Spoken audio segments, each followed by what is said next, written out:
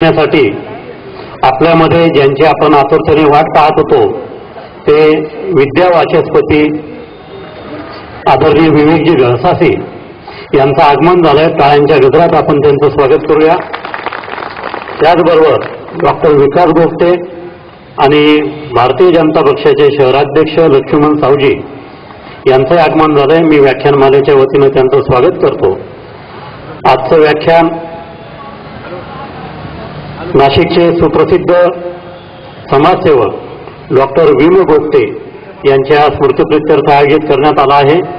मी परदेशी सरांना विनंती करतो त्यांनी प्रारंभी डॉक्टर वी म गोपटे यांना आदरांजली अर्पण करावी। तत्पूर्वी सावरकर जयंतीनिमित्त स्वातंत्र्यवीर विनायक दामोदर सावरकर यांच्या प्रतिमेचं तसंच डॉक्टर वी म गोपटे यांच्या प्रतिमेचं पूजन पाहुण्यांनी करावं अशी मी त्यांना विनंती करतो।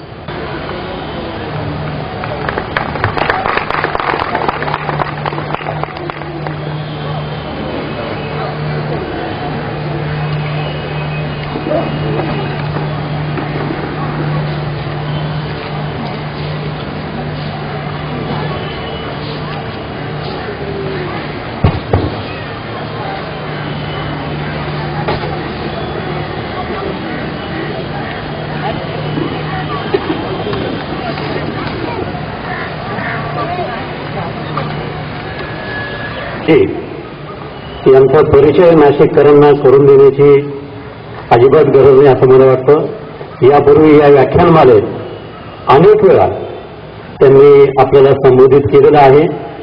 ज्येष्ठ पत्रकार, ज्येष्ठ विचारवंत, विद्या वाचस्पती आदरणीय विवेकजी गळसासे यांचा सत्कार अण्णासाहेब झेंडे यांनी करावा अशी मी त्यांना विनंती करतो।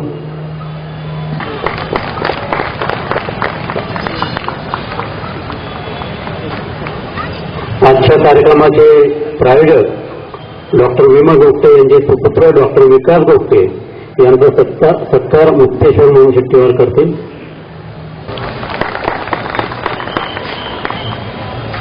भारतीय जनता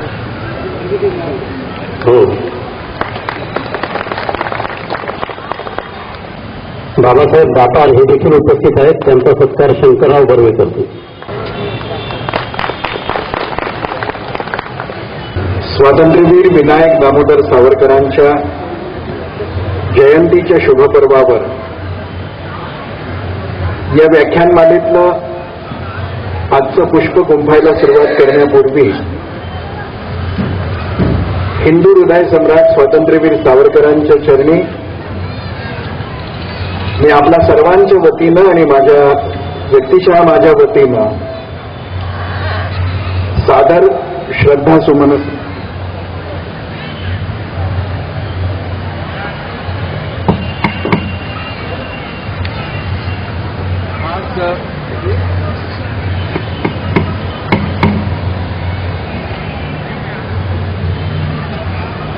स्वातंत्र्यवीरांच्या प्रति श्रद्धा व्यक्त करत असतानाचा जो भाव आहे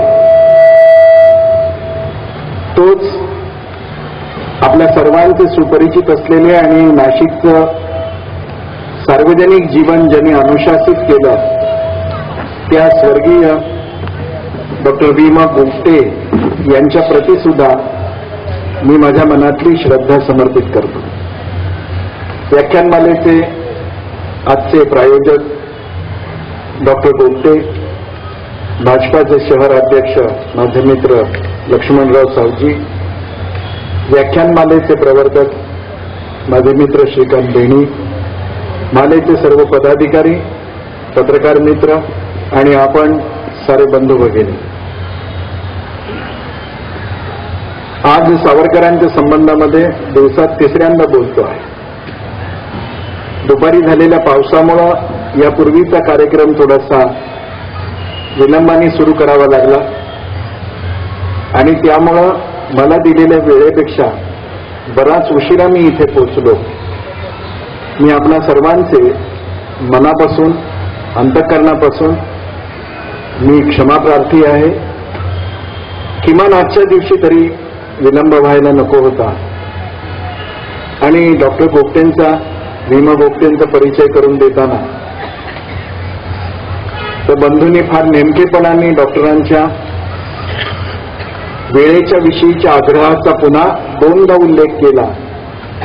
तो केवळ तुमच्यापर्यंत ती माहिती अधिकपणाने पोचावी यासाठी नव्हता, तर मला एक फटका मारणं त्यांच्या मनात होतं.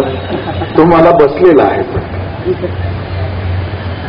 मी माझ्या व्याख्यानाला सुरुवात करण्यापूर्वी एक फक्त प्रसंग सांगतो. यापूर्वी जे एक निष्क्रिय सरकार केंद्रस्थानी होतं, त्यातल्या एका कमस्सन मंत्र्याने, मणिशंकर अय्यरने, अंदमानातल्या कारागृहामध्ये सावरकर जिथे होते तिथल्या सावरकरांच्या सोबती 2 ओळी निर्दयपणाने काढून टाकायला लावल्या होत्या. मणिशंकर अय्यर यांचं एक टेलिव्हिजन समोर असलेलं बाईटही आपल्याला फेसबुकवर, युट्यूबवर बऱ्याच वेळा वाचायला मिळतं. दिल्लीच्या त्यांच्या पक्षाच्या अधिवेशनाच्या दिवशी पत्रकारांशी बोलताना ते असं म्हणाले होते की देशात परिवर्तनाचा टेंबा मिरवणारा हा अहंकारी पुरुष जो आहे याची अवस्था काय होणार आहे मला माहिती आहे.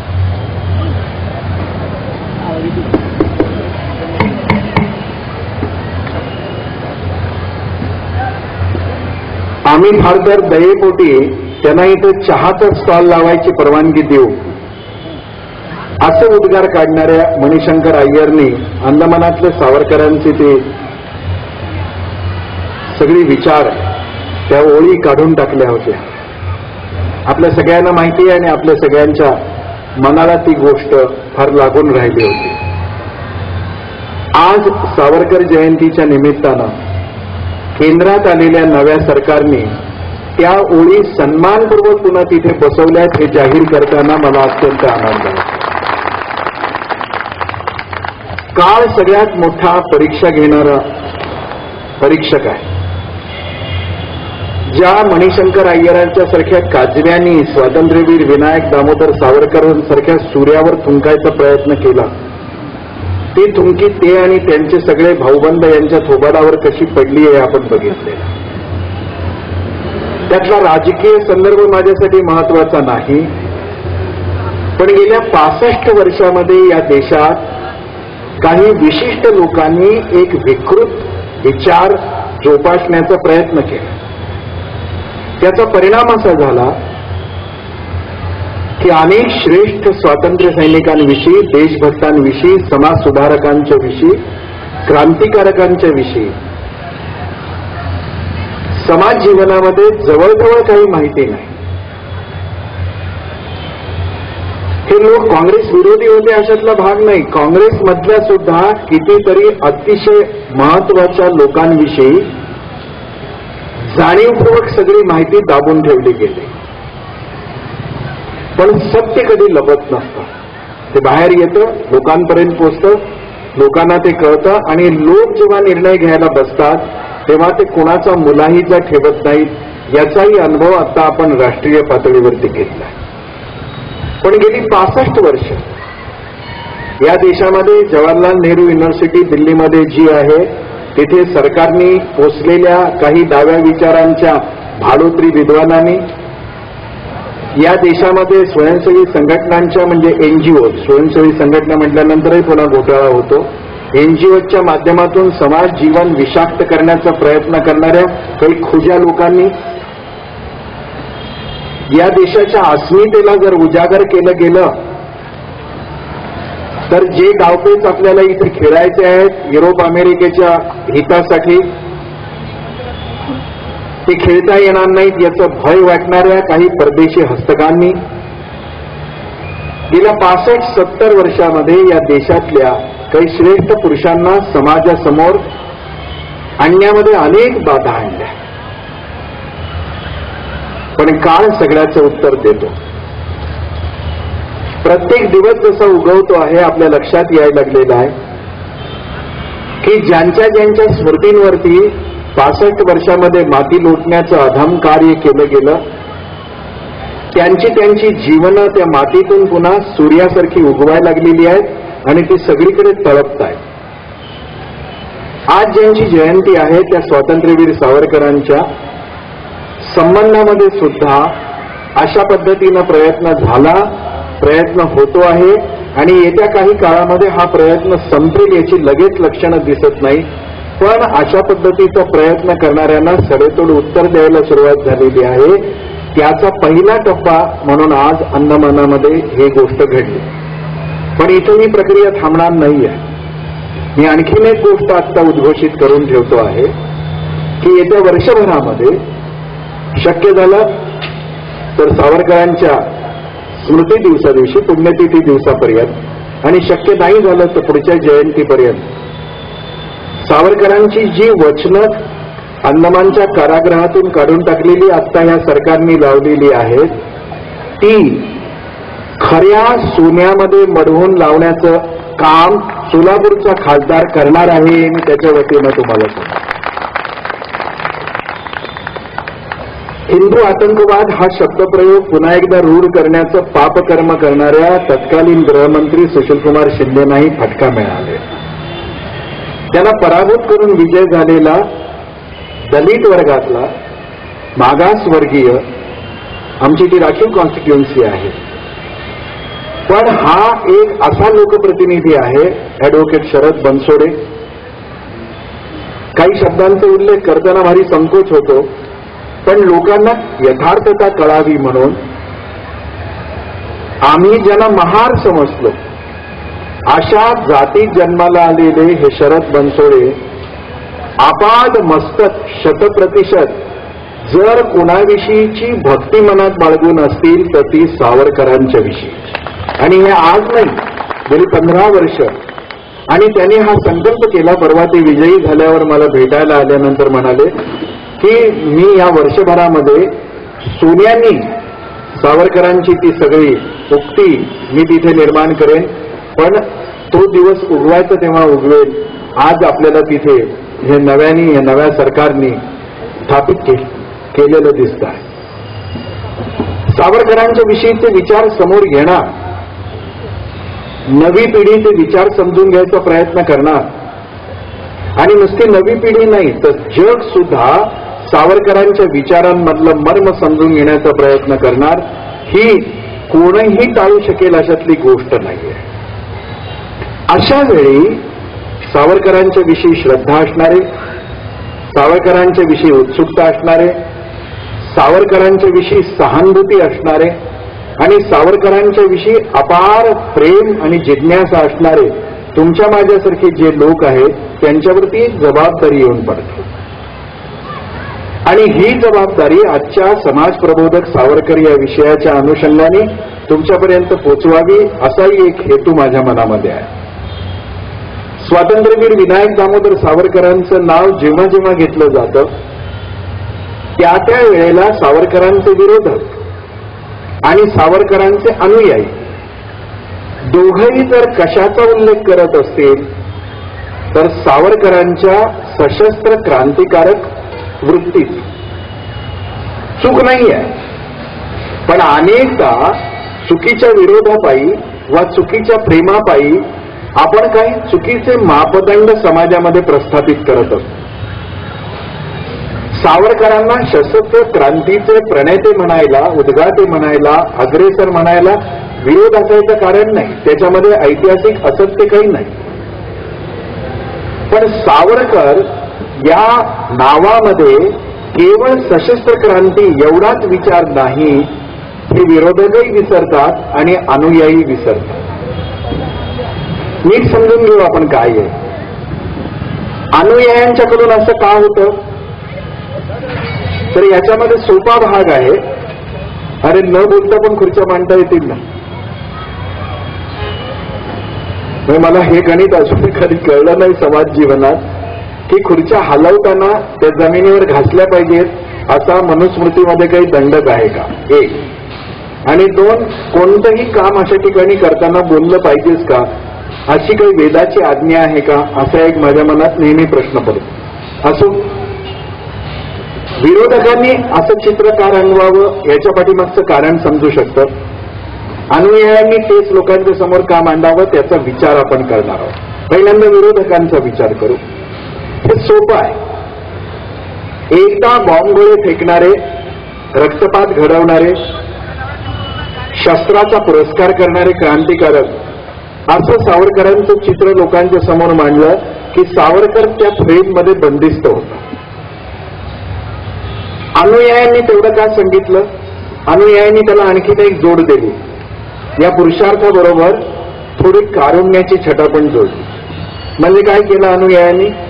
अनुयायांनी सांगितलं कोलू कसा पिसला, कात्या कसा कुठला, अंधार कोठडीमध्ये एकटे कसे राहिले, 50 वर्ष काळ्या पाण्याची शिक्षा अंदमानमध्ये ती सुद्धा, ही काही सोपी गोष्ट आहे का? अनुयायांनी हायलाईट केलेल्या गोष्टी काय आहेत लक्षात घ्या. एक, अंदमानामध्ये सावरकरांनी सोसलेले हाल. 2, देश स्वतंत्र झाल्यानंतर सुद्धा सावरकरांची झालेली उपेक्षा. आणि 3, सावरकरांचं क्रांतिकार्य. मला असं वाटतं की विरोधक आणि अनुयायी दोघंही परस्परांना सहाय्यभूत चुका करत आहेत. सावरकरांच्या तत्वज्ञानाचा मी विद्यार्थी आहे. व्यक्तिशः माझ्या परिवारावर सावरकरांचं अपरंपार ऋण आहे. माझ्या घराण्यातली 3 पिढ्या चालत आलेली पत्रकारिता पहिल्यांदा सुरू करण्याचा आदेश स्वातंत्र्यवीर सावरकरांनी माझ्या वडिलांना दिला. एवढंच नाही तर मुद्रणालय सुरू करण्यासाठी, छापखाना सुरू करण्यासाठी पहिली जी आर्थिक मदत आहे ती केसरी फंडातून सावरकरांनी मिळवून दिली. त्यामुळे सावरकरांच्या विषयी अपार आदर, आत्मीयता माझ्या जीवनात आहे. तरीही मी सावरकरांचा भोई नाही. सावरकरांची पालखी खांद्यावर घेऊन जाणारा भक्त मी नाही. मी सावरकरांचा भोक्ता आहे, पण सावरकरांचा भक्त नाही. आणि त्यामुळं सावरकरांचं अंदमानातलं जीवन, तिथे सोसलेले त्रास, सावरकरांची नंतर झालेली स्वतंत्र हिंदुस्थानातली उपेक्षा आणि सावरकरांनी केलेलं क्रांतिकार्य, एवढंच सांगणाऱ्या सावरकरांच्या अनुयायांनी सुद्धा सावरकरांच्या विरोधका इतक्याच चुका केल्यात असं माझं मत. दोघांनी न कळत सावरकरांना एका फ्रेममध्ये बांधून ठेव. बघा अनुयायी पण गडबड कशी करतात. तरुण भारतचा मी 16 वर्ष संपादक होतो. तरुण भारत हे राष्ट्रीय स्वयंसेवक संघाच्या विचाराचं वर्तमानपत्र आहे. तरुण भारतमध्ये सुद्धा संघाविषयीचा कोणताही लेख असेल तर माझे उपसंपादक, माझे सहाय्यक सोलापूर आवृत्तीपुरते नाही, नागपूरच्यासाठी सुद्धा, जळगावसाठी सुद्धा, औरंगाबादसाठी सुद्धा, नाशिकमध्ये होतं तेव्हा नाशिकमध्ये सुद्धा संघाविषयीचा लेख आहे की संचलन करणाऱ्या स्वयंसेवकांचा गणवेशातला फोटो छापणं ते भारी आवडायचं त्या लोकांना. मी त्यांना म्हटलं की असं का करता तुम्ही, हा एक फोटो का छापता? ते म्हणाले की संघाचा लेख आहे, संघाचा फोटो नको. मी म्हटलं की अरे तुम्हाला कोणी सांगितलं की गणवेशातला रूट मार्च म्हणजे संघ आहे? ते म्हणाले मग संघ काय आहे? तरुण भारतात काम करणाऱ्या, संघावर प्रेम असणाऱ्या उपसंपादकांच्या समजुतीचा भाग मी आपल्याला सांगतोय. कवायत, रूट मार्च म्हणजे संचलन, गणवेश, हातामध्ये दंड, असाच फोटो प्रत्येक वेळी संघाच्या कोणत्याही विषयाच्या लेखांमध्ये छापून आणलं. काय झाला परिणाम त्याचा? संघ सीमित झाला संचलनापुरता, संघासाठी नाही, समाजासाठी. आणि मग समाज जेव्हा विचार करतो संघ म्हणजे काय, तर संचलन करत चालणारे गणवेशातले स्वयंसेवक. मग संघावर टीका करणारे सुद्धा काय म्हणतात की पॅरामिलिटरी ऑर्गनायझेशन आहे, हे शस्त्रास्त्राचं शिक्षण देतात, हे आतंकवादी आहेत, फलाना फलाना फलाना. पण दोघांनाही संचलन करणारे स्वयंसेवक का आवडतात? तर माझ्या उपसंपादकांना इझिली अवेलेबल इमेज ती होती, पटकन फोटो मिळत होता. दरवर्षी दसऱ्याच्या संचलनाचे 10 फोटो वर्तमानपत्राच्या कचेरीत येतात, त्यामुळे ते हाताशी असतात. संघ करत असलेल्या सेवा कार्याचा फोटो हुडकायचा तर परिश्रम करावे लागतात. आणि परिश्रम करण्याची तयारी ना विरोधकांची असते ना अनुयायांची नसते. किंबहुना विरोधकांची थोडी असते तरी अनुयायांची मुळीच नसते.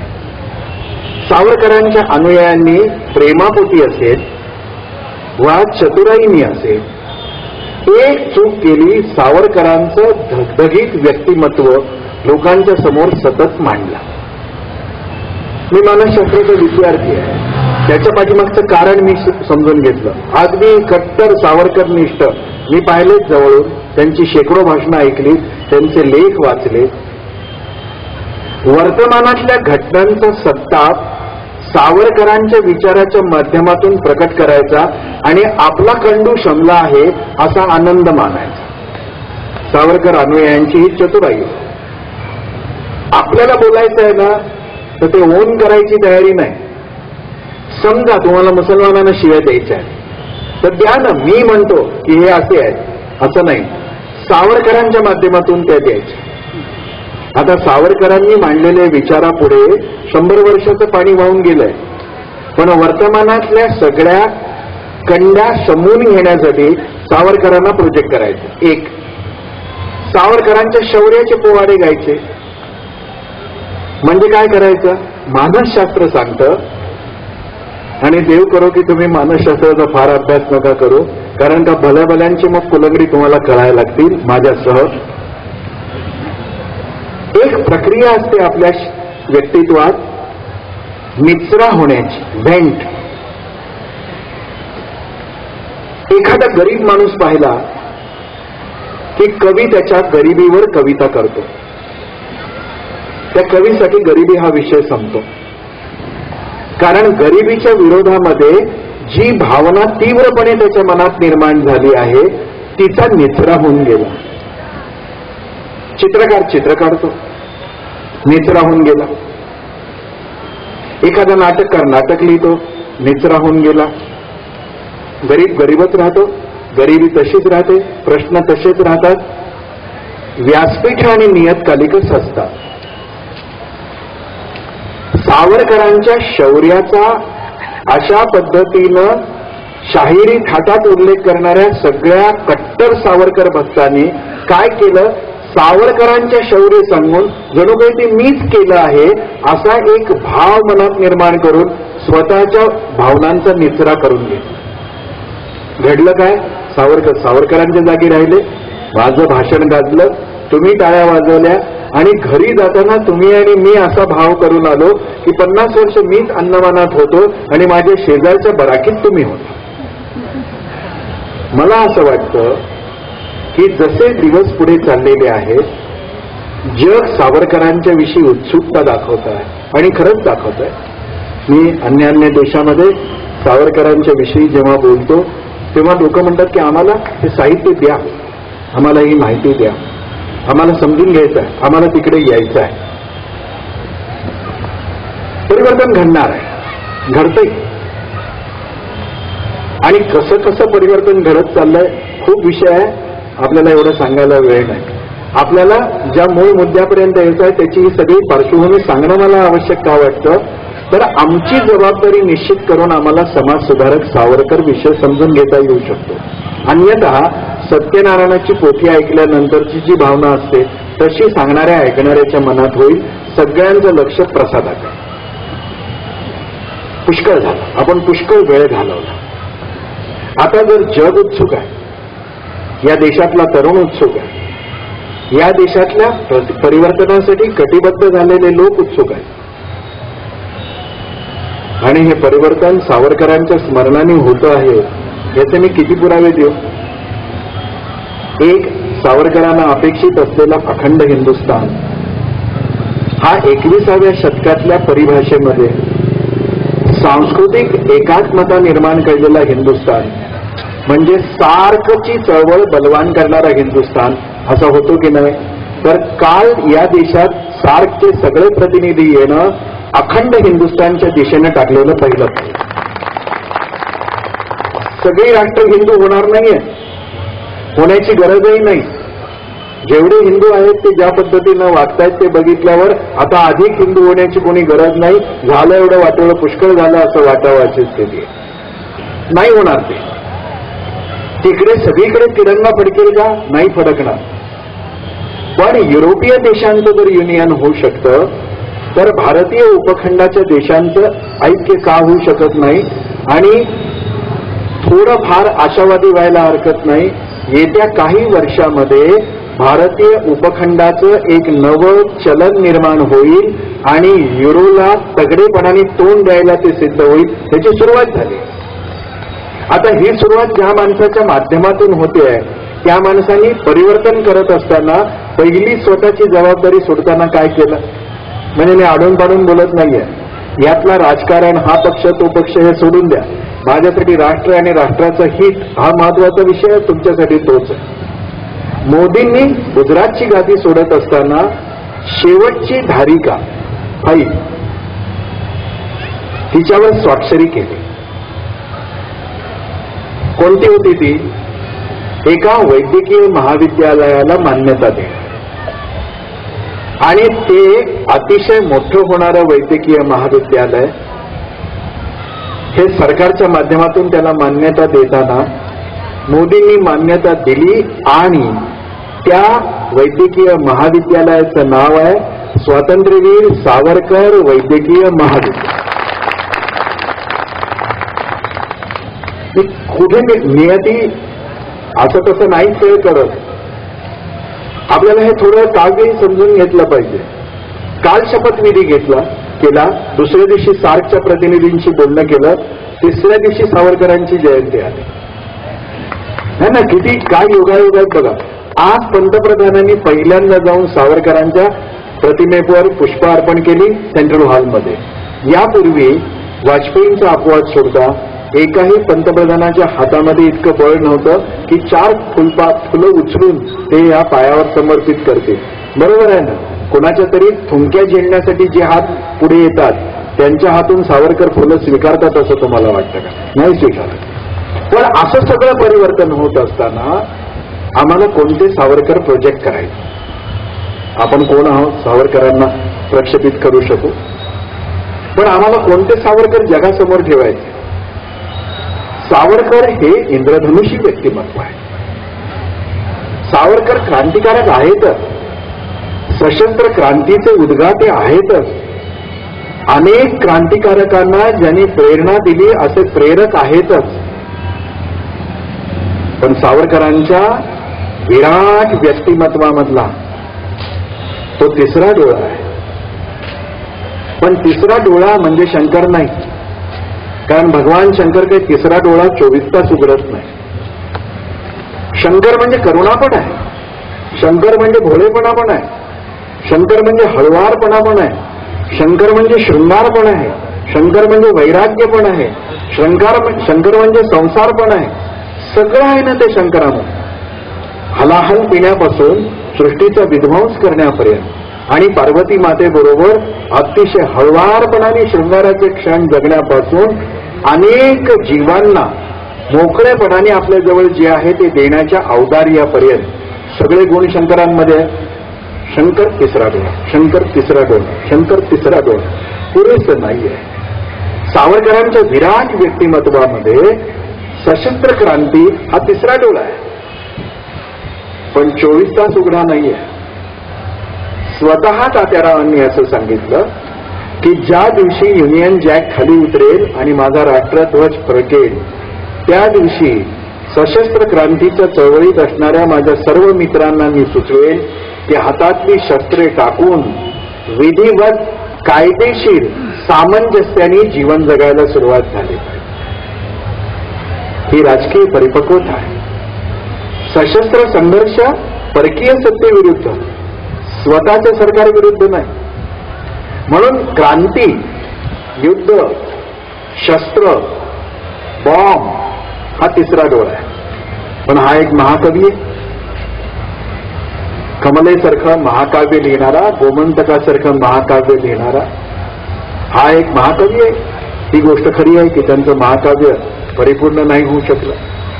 पण सावरकरांच्या एकूण कवितामध्ये जसा शूररस आहे, वीररस, तशी करुणा पण आहे, तसा विनोद पण आहे, अतिशय चावट वाटणारा शृंगार पण आहे, अतिशय प्रगल्भ वाटणारा शृंगार आहे जो संस्कृत साहित्यामध्ये आपल्याला दिसतो. सावरकरांच्या कवितेमध्ये नवरस आहे. सावरकरांनी विनोदी कविता केल्या, व्यंगात्मक कविता केल्या, सावरकरांचं व्यंग इतकं मार्मिक होतं की कोणी वाचल्यानंतर त्याला हसू आलंच पाहिजे आणि काळजाला ते भिडलंच पाहिजे. एक महाकवी आहे. त्याच वेळी एका बाजूनं उत्तमात उत्तम नाटकं लिहिणारे नाटककार आहे, त्याच वेळी इतिहासाची पुनर्मांडणी करणारे इतिहासाचे अभ्यासक आहे, समाज जीवनातल्या नाना चांगल्या आणि वाईट गोष्टीवरती परखड भाष्य करणारे भाष्यकार आहेत, निबंध लेखक आहे. लंडनमधून भारतातल्या नियतकालिकांच्यासाठी वार्तापत्र लिहिणारे पत्रकार आहेत. एक माणूस काय काय करतोय बघा. भाषा शुद्धीचा आग्रह करणारे, भाषा शुद्धीच्या चळवळीचे प्रणेते. सावरकर संघटक आहेत, सावरकर राजकीय विचारवंत आहे. सावरकरांच्या व्यक्तित्वामध्ये इतके सारे गुण आहेत की अशा गुणांची संख्या जर 100 असेल असं आपण गृहीत धरलं तर त्यातली सशस्त्र क्रांती एक पैलू आहे. सावरकर अनुयायांनी जी चूक केली ती आपल्याला सुधारायची आहे, जगाच्या कल्याणासाठी, देशाच्या हितासाठी. ते म्हणजे उरलेले 99 पैलू आपल्याला लोकांच्या समोर आणायचे. त्यातला एक महत्वाचा पैलू आहे समाज सुधारक सावरकर. नाही बोललं कोणी याच्यावर. अनेक सावरकर भक्तांच्या जवळ मी वावरतो. सोलापूरला झालेल्या साहित्य संमेलनाचा मी अध्यक्षही राहिलोय, सावरकर साहित्य संमेलनाचा. तेव्हाही मी ही खंत व्यक्त केली की रत्नागिरी पर्वाविषयी कमीत कमी का बोललं जातं. अंदमानच्या कारागृहातून सुटण्यासाठी सावरकरांना 2 अटी मान्य कराव्या लागल्या. एक, राजकारणामध्ये मी सक्रिय सहभाग घेणार नाही, आणि 2, रत्नागिरीचं क्षेत्र मी ओलांडणार नाही, म्हणजे स्थानबद्धता मान्य करेन. या दोन्हीही अटींना सावरकरांनी मान्यता दिली होती. याचा अर्थ जर कोणी असा लावला की सावरकरांनी शरणागतीचं पत्र दिलं होतं. सावरकर भक्तांना हे सत्य मान्य करायला इतका त्रास होतो. ही शरणागती नव्हती, ही एक राजकीय तडजोड आहे. कोणीही व्यवहारी माणूस असा विचार करेल की 50 वर्ष या अंदमानच्या कारागृहामध्ये राहून सडून सडून मरून जायचं की स्थानबद्धता का होईना, राजकारणा व्यतिरिक्त का होईना, आपल्या मातृभूमीमध्ये राहून या मातृभूमीच्या सबलीकरणासाठी काही करायचं. कोणीही शहाणा, व्यवहारी, उपयुक्ततावादी माणूस हाच विचार करेल की या 2 अटी मान्य करू आणि रत्नागिरीला जाऊ. सावरकर भक्तांना असं वाटतं की सावरकरांचा खूप अपमान आहे. असं नाही. शहाजीराजे भोसलेंना शोधण्यासाठी शिवाजी राजांनी घेतलेले किल्ले परत दिले ना. मग शिवाजी महाराज पळपुटे आहेत. चर्चिल ज्याला ऑनरेबल रिट्रीट म्हणायचं, ते ऑनरेबल रिट्रीट म्हणजे काय असतं. लढाईचा अर्थ असा नाही की दोन्ही हातामध्ये दानपट्टी घेतली आणि समोर येईल त्याला कापच सुटलं. हे एखाद्या मर्दाचं लक्षण होऊ शकतं, पण राजकारणी आणि राष्ट्रकारणी माणसाचं, पॉलिटिशियन आणि स्टेट्समन दोघांचं हे लक्षण नाही होऊ शकत. सावरकर राजकारणी माणसापेक्षा स्टेट्समन अधिक आहे, राष्ट्रपुरुष अधिक आहे. त्यांनी ठरवलं की आपण रत्नागिरीत जायचं आणि रत्नागिरीचं समग्र चिंतन, रत्नागिरीमध्ये सावरकरांनी केलेलं सगळं कार्य हे सावरकरांच्या व्यक्तिमत्वामधला एक पैलू आहे असं म्हणायचं कारण नाही. 1/4 पेक्षा जास्त मोठा पैलू आहे. सावरकरांच्या व्यक्तित्वाचे 4 भाग केले तर सतकोरापेक्षा अधिक भाग समाज सुधारक सावरकर म्हणून. आता सावरकरांना विचारू, का हो विनायकराव, तुमच्या व्यक्तिमत्वाचे हे सगळे पैलू आहेत, यातले भविष्यातल्या पिढीने लक्षात ठेवावं असं नेमकं काय आहे. कोलू पिशणं, काठ्या कुडणं, अंधार कोठडीमध्ये राहणं, कारागृहाच्या भिंतीवर काट्याने कोरून कोरून कविता करून त्या पाठ करणं आणि पुन्हा त्या पुसून टाकणं, मार्सिलिसच्या समुद्रात टाकलेली उडी. भावी पिढीने काय लक्षात ठेवा. सावरकरांना ही पूर्ण कल्पना होती की आपली पालखी घेऊन जाणारे लोकही आपलं मूल्यमापन नीट करणार नाहीत आणि आपल्यावर चिखल फेकणारे तर आपलं मूल्यमापन मुळीच करणार नाही. म्हणून त्यांनी मृत्यूपत्रामध्ये एखाद्या वडिलांनी संपत्तीची पोरासाठी वाटणी कशी करावी तशी आपल्या व्यक्तित्वाची वाटणी तात्यारावांनी केली. आणि तात्याराव असं म्हणतात की अंदमानातले माझे दिवस आणि मार्सिलसची उडी विसरून गेलात तरी चालेल, रत्नागिरीमध्ये मी केलेलं कार्य मात्र कधीही विसरू नका. काय महत्वाचं आहे सावरकरांच्यासाठी? ती मार्सिलसची उडी, त्याचं वर्णन. जणू काही आता थोडा वेळ हे वर्णन चालू राहिलं तर हा वक्ता स्टेजवरून खाली उडी मारेल की काय, इतका आवेश. आवश्यकता नाहीये. पोवाडे गायसाठी काही करा. सावरकर हे म्हणत नाही की विसरून जा मार्सिलसची उडी, पण सावरकर म्हणतात एक वेळ ती उडी विसरला तरी चालेल, रत्नागिरीचं समाज सुधारण्याचं मी जे कार्य केलं ते विसरू नका. काय कार्य होतं, कोणती समाज सुधारणा, त्याच्या पाठीमागचं चिंतन काय होतं, आणि हे जर आम्ही येत्या काळामध्ये लोकांच्या समोर मांडलं नाही, भाषणातून नाही, आचरणातून, ते कसं घडू शकतं की मी सावरकरांवर जोरदार भाषणही करतो आणि स्टेजवरून उतरल्यानंतर जातीभेदाचं समर्थनही करतो? हे कसं शक्य आहे की सावरकरांच्या प्रगतिशील विचारांची ध्वजा माझ्या खांद्यावर घेतो आणि कालबाह्य रूढींसाठी पुन्हा मी कंबर कसतो? हे द्वैत, हा भेद, हे दांभिकपणा, हा खोटेपणा सावरकरांना कोणतं श्रेय देणार आहे? माफ करा मला, माझ्या घरामध्ये पहिल्यांदा हिंदू महासभा, नंतर जनसंघ, नंतर भाजप, आणि बरोबरीनं बैठकीतल्या गाण्यात सूरपेटी वाजते, तंबोरा वाजतो तसं संघ. मी अनेक नामवंत हिंदू महासभेच्या वक्त्या, प्रवक्त्या आणि नेत्यांना पाहिलंय. वैयक्तिक जीवनामध्ये इतका प्रतिगामी विचारांनी ते जगताना मला दिसले. मला आश्चर्य वाटतं की स्टेजवर तुम्ही काय बोलता आणि वैयक्तिक जीवनात काय बोलता. कर्मकांडाविषयी अत्यंतिक आग्रही, आणि पुरस्कार मात्र सावरकर. नाही चालणार हे. एक तर बाप दाखव, नाही तर श्राद्ध कर. तुम्हाला आता खऱ्या अर्थाने सावरकरांना स्वीकारावं लागेल, कारण का जगामध्ये एक अनुकूल वातावरण झालंय. ते सावरकर काय आहे? पहिली गोष्ट, सावरकरांनी कोणतीही किंमत देऊन हिंदू राष्ट्र बलवती होण्यासाठी हिंदू समाजांतर्गत कोणताही भेद असता कामा नये याचा जीवापलीकडे आग्रह केला. मग त्यांनी जाती निर्माण कशा झाल्या याचा विचार केला. या जातीतून म्हणजे वर्णातून छोट्या उपजाती कशा निर्माण झाल्या त्याचा विचार केला. त्या उपजातीमध्ये सुद्धा पुन्हा उतरंडी कशा निर्माण झाल्या याचा विचार केला. आणि या सगळ्या जाती धर्मामुळे निर्माण झालेल्या आहेत असा समज पसरवला जातो आहे. तो धर्म म्हणजे वैदिक धर्म नाही हे सप्रमाण त्यांनी सिद्ध केलं आणि सांगितलं की श्रुती, स्मृती आणि पुराण पूर्णतः नाकारल्याशिवाय जाती व्यवस्था नष्ट होणार. आम्ही तयार आहोत ते नाकारायचा अर्थ लोक मनुस्मृतीत जातात तसला उथळपणा केला पाहिजे अशातला भाग नाही. हे अंधश्रद्धा निर्मूलन समितीचे कार्यकर्ते आकारान मोठी आपटून बोलतात तसं बोलण्याचं कारण नाही. काय नाकारायचं आहे? इतिहासाचा अभ्यास करत असताना श्रुती, स्मृती, पुराण अभ्यासाचीच आहे. म्हणून सावरकर काय बोलतात बघा, श्रुती, स्मृती आणि पुराणाचा अभ्यास यासाठी करायचा आहे की आजपर्यंत आमच्या पूर्वजांनी समाजाचा कसा कसा विचार केला हे आम्हाला कळावं. पण 2000 वर्षापूर्वी ज्या पुरुषांनी समाजाचा त्यावेळच्या वातावरणाचा अनुकूल विचार केला तो मला आजच्या काळामध्ये उपयोगाला पडणार आहे असा झापडबंद विचार न करता नव्या युगाची नवी श्रुती स्मृती निर्माण केली पाहिजे. आहे तयारी? समाज सुधारक सावरकर पहिल्यांदा ग्रंथांचं प्रामाण्य नाकारतात.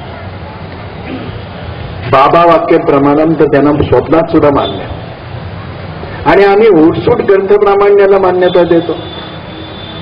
वर्तमानामध्ये इतक्या गोष्टी आमच्या समोर आहेत की ज्या आम्ही आमच्या प्रज्ञेच्या, प्रतिभेच्या, मेधेच्या आणि उपकरणांच्या माध्यमातून पडताळून पाहू शकतो.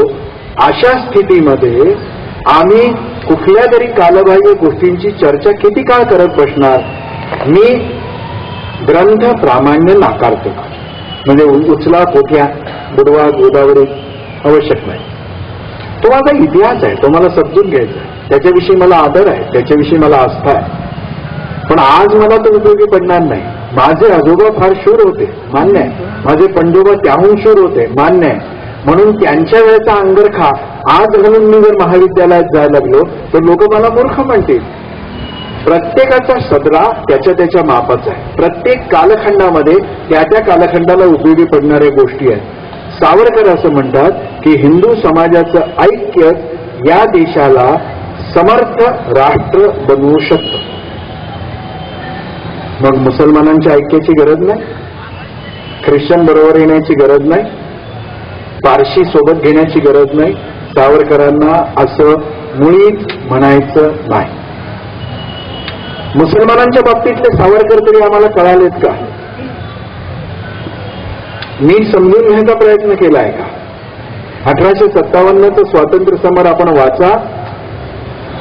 दिल्लीच्या बादशहाविषयी, अयोध्येच्या नवाबाविषयी, ही सगळी क्रांती देशभर पसरवणाऱ्या पीर फकीरांविषयी सावरकरांनी ज्या गौरवपूर्ण शब्दात उल्लेख केला आहे तो वाचला की लक्षात येतं. सावरकर म्हणतात माझ्यासाठी दाढी ठेवतो का शेंडी ठेवतो हा माणूस महत्वाचा नाही.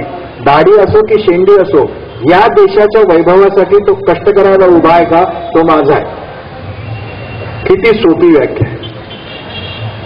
पुढेही सावरकरांच्या जीवनामध्ये अनेक प्रसंग असे येतात की त्याच्यामध्ये सावरकरांचा हिंदू इतर धर्मांविषयीचा, संप्रदायांविषयीचा अतिशय समतोल विचार आपल्या समोर येतो. सावरकर म्हणतात माझ्या देशातील मुस्लिम बांधवांना, उर्दूवरचं तुमचं प्रेम मी समजू शकतो. स्वतंत्र हिंदुस्थानात आम्हा भारतीयांची एक भाषा म्हणून उर्दूला मान्यता द्यायला तुमच्या इतकाच मीही आग्रही असेल. इथपर्यंत सावरकर समजू शकतो. पण सावरकरांचं सावधपण काय आहे? सावरकर असं म्हणतात पण भाषेच्या जोरावर तुम्ही जर भेद निर्माण करून इच्छित असाल तर मी तो सहन करणार नाही. आम्ही काय केलं? पहिलं वाक्य वाचलंच नाही, दुसरं वाक्य वाचलं आणि म्हणायला लागलो सावरकर उर्दू विरोधी आहे. कोणत्याही भाषेविरुद्ध नाही, इंग्रजी भाषेविरुद्ध सुद्धा नव्हते. अंदमानामध्ये त्यांनी उर्दू रचना केल्या, उर्दू भाषा शिकून घेतली आहे.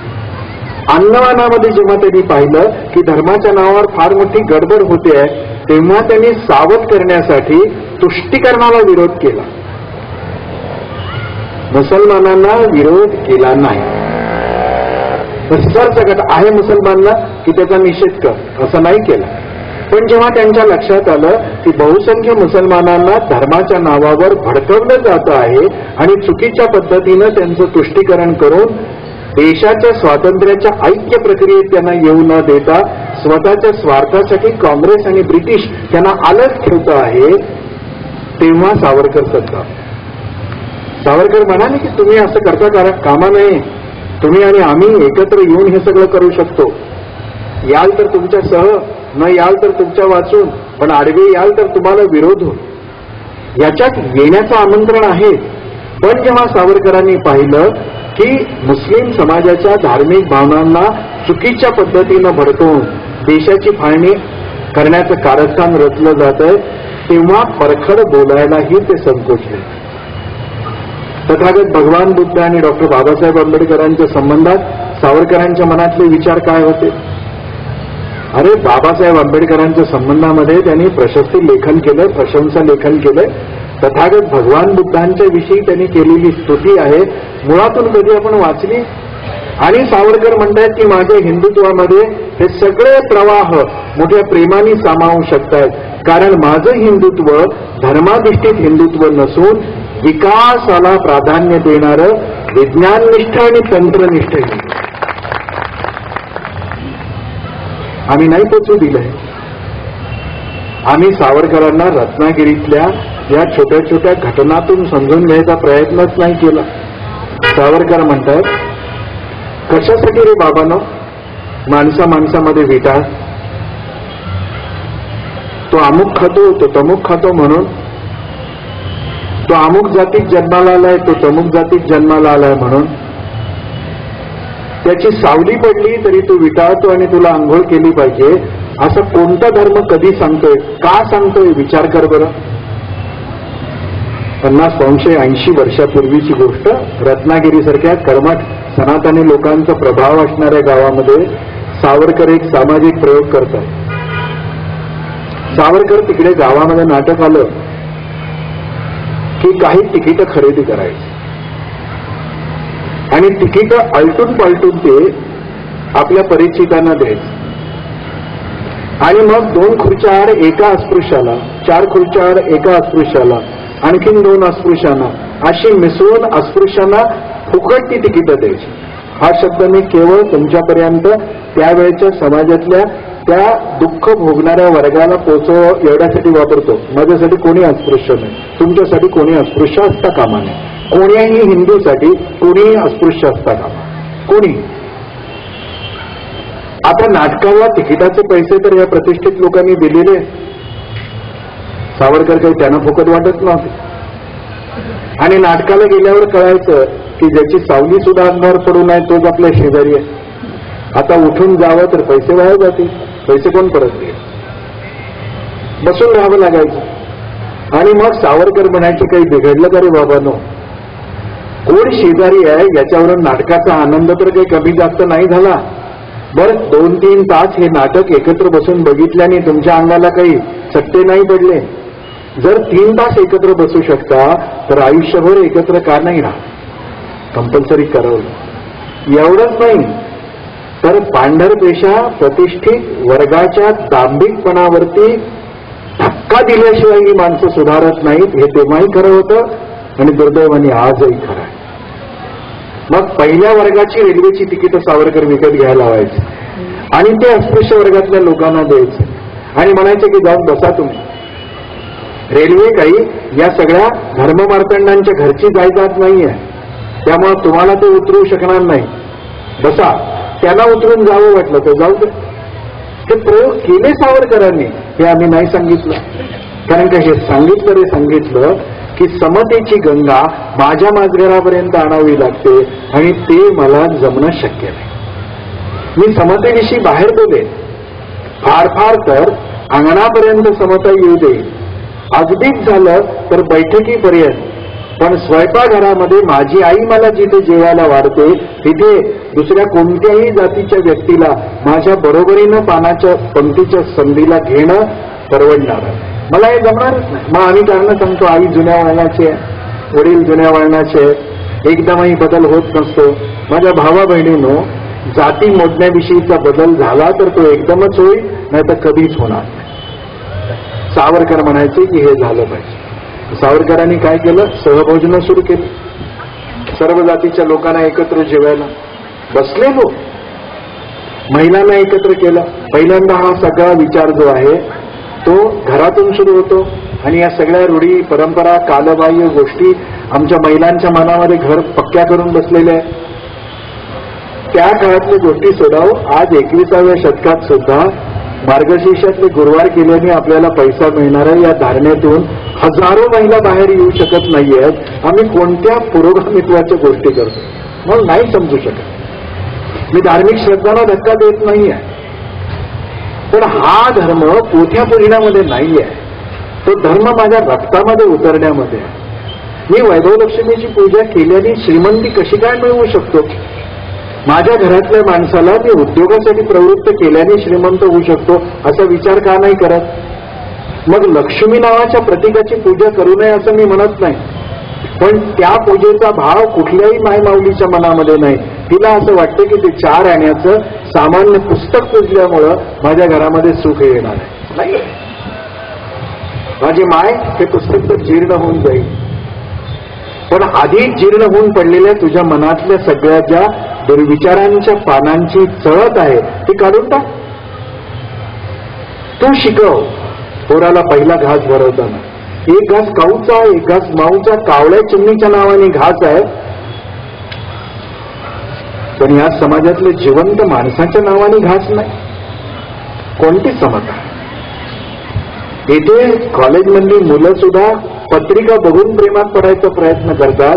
या देशाला चांगले दिवस येणं किती कठीण आहे, येणार आहे, किती कठीण आहे. आम्हाला एक सावरकर मूळ रूपातले समजून घे. सावरकर म्हणाले, सहभोजन करा, महिलांनो हळदी कुंकवाचे कार्यक्रम करा, जा उपेक्षित वस्तीमध्ये, जा दलित वस्तीमध्ये, जा मागासवर्गीयांच्याकडे, बोलवा त्या महिलांना. हजारो वर्ष तुमच्यासारख्या सन्मानाने हळदी कुंकवाच्या कार्यक्रमात सहभागी व्हायचं आहे, यासाठी त्या लालायित आहेत, बोलवा त्यांना. सावरकरांनी किमया करून दाखवली. एवढ्यावर सावरकर नाही थांबले. सावरकर म्हणाले की कधी कुणाच्या स्वप्नात येऊन परमेश्वरांनी सांगितलंय की दलितांनी मला स्पर्श केल्यानं मला चालणार नाही? ही धार्मिक अधिकारांची मक्तेदारी कुणी निर्माण केली? मला आज अभिमानाने सांगावं वाटतं माझ्या भावा बहिणीनं की राजकीय परिवर्तन जसं झालं देशाच्या राजधानीत, तसं या देशाच्या आध्यात्मिक राजधानीमध्ये एक परिवर्तन झालं. मी पंढरपूरचा आहे, माझ्या गावाने हे परिवर्तन घडवलं.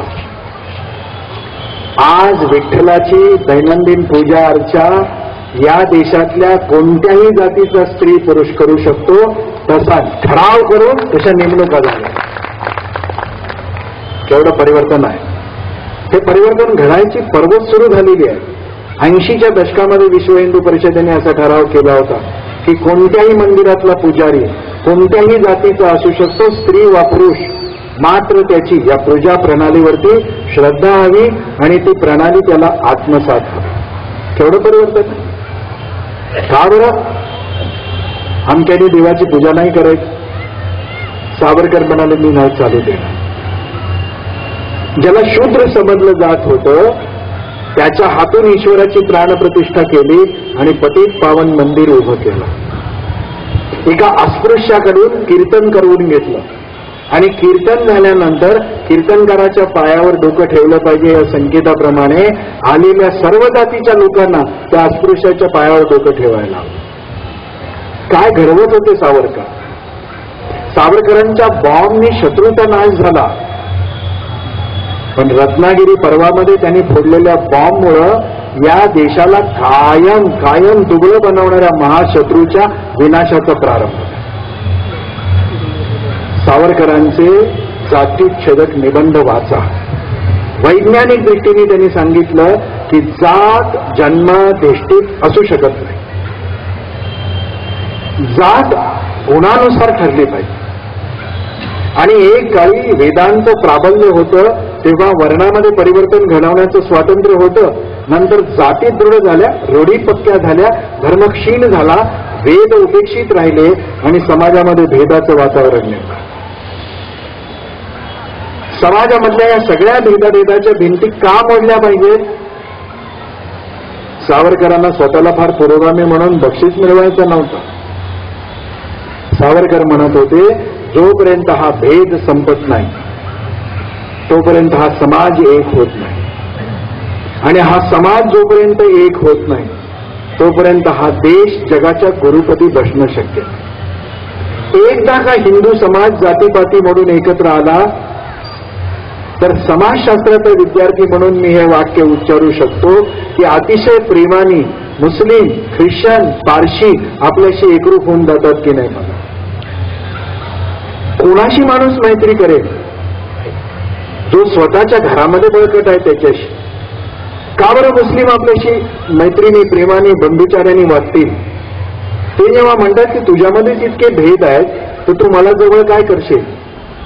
पण ज्या क्षणी सावरकरांना अपेक्षित असलेला एक रस, एक रूप हिंदू समाज निर्माण होईल, भारतातले अन्य अन्य संप्रदाय सुद्धा एकत्र येतील आणि एक विशाल शक्तिशाली देश निर्माण प्रारंभ झालेला आहे. आपल्यावर जबाबदारी आहे की हे गतिमान करा. सावरकरांनी जातीच्छेदक निबंध लिहिले, अनेक पुरावे दिले आणि सांगितलं की हा भेद मिटला पाहिजे.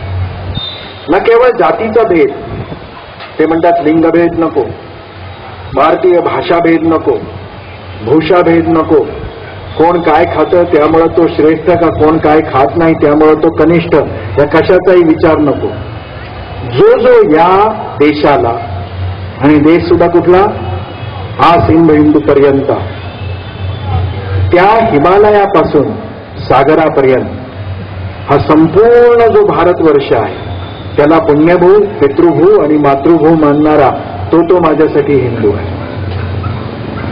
तो उपासना कुठेही करत असेल, तो मशिदीत इबादत करत असेल, आज्ञारीमध्ये जाऊन उपासना करत असेल, तो चर्चमध्ये प्रेयर करत असेल, तो मंदिरामध्ये जाऊन प्रार्थना म्हणत असेल, माझ्या दृष्टीने काही फरक पडत नाही. कुठेही जाऊन त्यांनी ईश्वराचं स्मरण करावं, पण हे सगळं स्मरण या देशावरती निष्ठा ठेवून करावं. तो माझ्यासाठी हिंदू. काही संभ्रम आहे? काही शंका आहे? मग असा संघटित झालेला समाज विज्ञाननिष्ठ हवा. मग सावरकरांनी एक निबंध लिहिला, 2 शब्दात 2 संस्कृती. पहिला शब्द आहे सनातन, दुसरा शब्द आहे अद्यतन. सनातनचा जो पारंपरिक अर्थ आहे तो सावरकरांनी गृहीत धरला आहे. सनातन म्हणजे जुनं. भारतीय समाजाला कौतुक कशाचं आहे? आम्ही सगळ्यात जुनं सांभाळून ठेवलं. खरं तर सनातन या शब्दाचा अर्थ आहे नित्य नूतन. पण प्रचलित अर्थ घेऊ. सावरकर म्हणतात भारतीयांना वेळ कशाचा आहे? जुनं ते सोनं. पण एक नवी संस्कृती पाश्चात्यांनी समोर आणलेली आहे, अद्यतन, अप टू डेट. मग सावरकर म्हणतात की या 2 शब्दात 2 मनस्थिती आपल्याला कळतात. आम्ही सगळं जुनं कवटाळात बसलोय. त्यातलं जे चांगलं आहे ते ठेवू, जे उपयुक्त आहे ते ठेवू. आणि चांगलं आणि उपयुक्त कशावरून ठरवायचं? ज्यामुळे हा देश बलशाली होईल ते चांगलं, देशाला दुर्बल बनवेल ते वाईट. आणि आम्ही अप टू डेट होऊ, अद्यतन होऊ. सावरकर म्हणतायत मंत्रबळ नव्हे, यंत्रबळ. आम्हाला वस्तूचं उत्पादन मंत्राचे अनुष्ठान करून नाही होणार, पुरस्करण करून नाही होणार. हा मंत्रशक्तीचा आणि मंत्र उपासनेचा उपमर्द नाही आहे. सावरकर स्वतः त्याचे अभ्यासक आहेत. पण ते म्हणतात की देश भौतिकदृष्ट्या विकसित करायचा असेल तर सगळेजण हातात माळा घेऊन बसून चालणार नाही ना, यंत्र निर्माण केलं पाहिजे. सावरकर म्हणतात की दूरस्थ ग्रहगोलांच्या कृपेचा विचार करण्यापेक्षा स्वतःच्या मनगटाची ताकद, मेंदूची ताकद आणि मनाची ताकद वाढवण्यासाठी काय करता येईल याचा विचार करा. उठ सूट तो ग्रह वक्री आहे का, तो अनुकूल आहे का, याची युती आहे का, त्याची काही गरज नाही आहे. त्याला जे काही करायचं आहे तो करेल. विश्वनियंता आहे, तुझ्यावर जबाबदारी काय आहे. आणि मग सावरकर म्हणतात की अरे सारे ग्रह प्रतिकूल असले, परवा नाही सारी वैश्विक रचना आपल्या विरुद्ध असली तरी दुर्दम्य आशावादाने जो उभा राहतो ना तो आपल्या कार्यात यशस्वी होतो. मग 7 सोनेरी पानाले काय आहे? ज्यांच्या उपजीविकेचं जे साधन आहे ते त्यांनी चालवावं. सावरकरांचा विरोध नाही. पण जेव्हा मी बघतो तरुण मुलं सुद्धा व्याकुळ होऊन ग्रहगोलांना शरण जातात तेव्हा मान खाली जाते. ज्योतिष खरं आहे की ज्योतिष खोटं, ते भाकड आहे की सत्य आहे, फलज्योतिष योग्य आहे की कृष्णमूर्तीचं, हा अभ्यासू माणसाने विचार करावा. समाज कार्यामध्ये काम करत असताना हा आग्रह धरला पाहिजे की तू जर एखादं सामाजिक कार्य करायसाठी घराबाहेर पडताना राहुकाल तपासून बघत असशील तर तुझ्या हातून राष्ट्रकार्य होणार नाही. तुझ्या दृष्टीनं एखादी दिशा शुभ आणि अशुभ असेल तर तुझ्या हातून समाज परिवर्तनाचं कार्य होणार नाही. सावरकर म्हणतायत ग्रहगोलांची परिस्थिती नाही, तुझी मनस्थिती तुला ठरवेल यशस्वी व्हायचं की अपयशी व्हायचं. आणि तू जेव्हा दुर्दम्य आत्मविश्वासाने उभा राहशील, सगळं जग तुझ्या प्रतिकूल गेलं तरी तू यशस्वी होते. नरेंद्र मोदींचे मित्र जास्त आहेत की विरोधक जास्त होते? एक तरी चॅनल गेल्या 3 दिवसामध्ये मोदी आरती संप्रदायात जे सामील झाले ते सगळे एकदा तरी मोदींना रक्तपिपासू आणि नराधम म्हणल्याशिवाय राहिले का? 24 तास परकीय पैसेवाल्यांनी पोचलेल्या या देशातल्या सगळ्या वाहिन्यांनी 12 वर्ष नरेंद्र मोदींना क्रूर काळ ठरवलं, मुसलमान विरोधी ठरवलं. 24 तास एक मर्द उभा राहिला आणि तो म्हणाला कि कितना भी भूको यार, हाथी निकला है तो सफल हो ही जाएगा. झाले. मोदींची भलावण करण्याचं मला काम नाही. उद्या चुकले तर त्यांना आपण फाडून काढलंच पाहिजे. देव करो की चुकू नये. कारण का आता जर आपल्या अपेक्षेचा भंग झाला तर या देशाला 100 वर्ष भवितव्य. कोणतं प्रभावी इलेक्ट्रॉनिक मीडिया, कोणतं प्रभावी इंटेलेक्च्युअल प्रिंट मीडिया,